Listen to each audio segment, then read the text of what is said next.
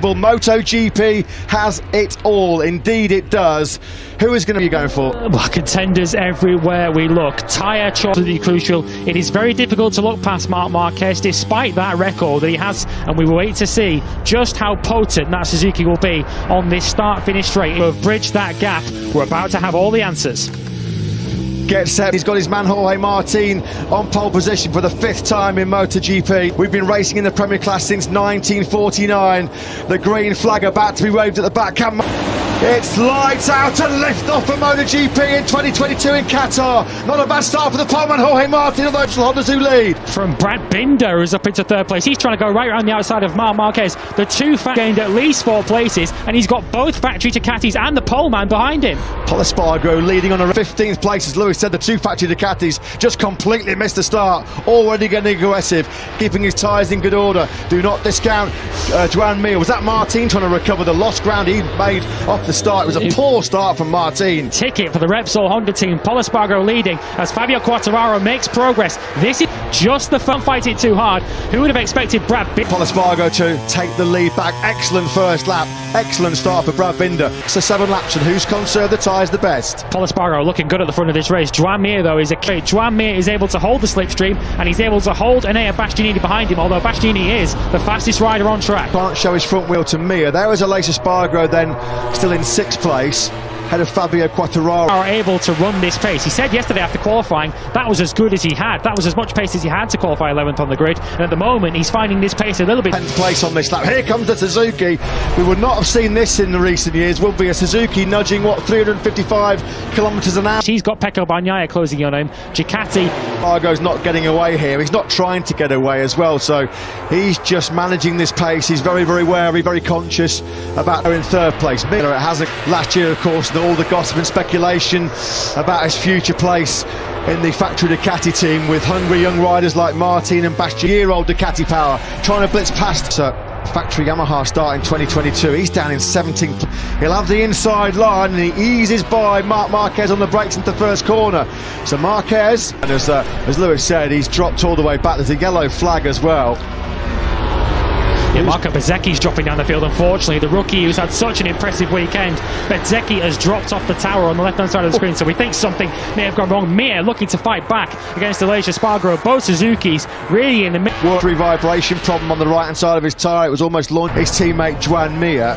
He in turn then's got about 4 tenths back to Mark. Confident in his race pace on the factory Aprilia. The pace then drops to a 1:54.46 to try and maybe preserve a bit more tyre life as we get into the second half of this Grand Prix. It's Miguel Oliveira. Looks like that's on the outside of turn 1. Well, unfortunately, this just continues his horrendous run. He scored just 9 points in the last 9 races of last year with 4 DNFs. He fantastically carrying on.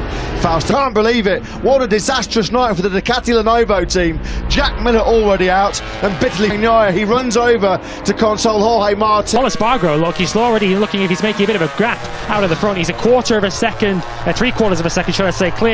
Joyous. They took their first ever podium lockout in Valencia in their Grand Prix history since they arrived on the red bike so far this weekend. Now they're just still moving. Yeah. Some of the debris aren't the last year, but Bastianini sweeps on through.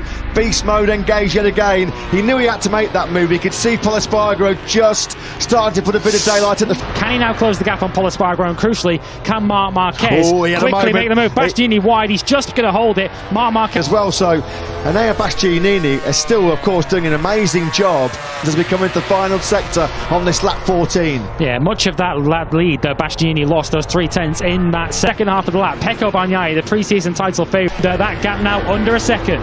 Fabio Quartararo at the moment, history. This is 136 MotoGP start. He's never had a single win. I think Pol Espargaro had it in him. They didn't think he had this resolve. They didn't think he had this speed. Streak away from Marc Marquez. Here comes Aleix Espargaro up the inside, and he leaves an elbow on Marc Marquez. Giannini, we talked about it so many times last year. He was the master of tyre preservation. How many times did he come from so far back? He's just set the fastest lap of the fence.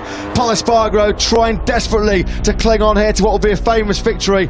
On course though for an emotional win will be the 2022 season, and we have two riders battling it out for their maiden Grand Prix victory in the class. Yeah, now he's going to... That Honda for Pol Espargaro as he came round turn 14, but here's where we expect them straight past Pol Espargaro. Can Pol Espargaro get back past? Does he have any grip on the brakes to get past? No. Bastianini gets his stop to Pol Espargaro. In fact, runs wide. Brad Binder's in second. Pol Espargaro's got back on in third. And he hopes behind him. The tears are already flowing. We can't underestimate MotoGP. Two more corners to go, and here Bastianini just needs to keep it smooth. Reigns supreme in the Middle East. What an emotional victory for an Espargaro does indeed hang on for third spot. Aleix Espargaro takes fourth. Did get Quartararo on the last lap. We'll just pause for a moment. At garage, tears start flowing, and you can understand why. What an incredible former team boss at Fausto Gresini, the man who gave him his big break in Grand Prix racing as a Moto3. History made on the